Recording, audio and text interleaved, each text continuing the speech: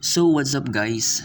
I am just taking a short video clip and we are going to went in demo farm of OPA or Office of Provincial Agriculturist located at Murta together with my classmates.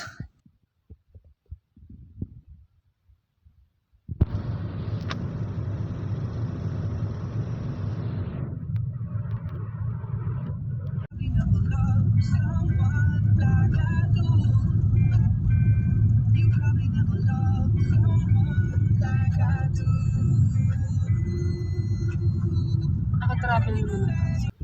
Shout out sa mga kasama namin sa OJT na hindi pumunta ngayon. Wala kayong saging. Oh.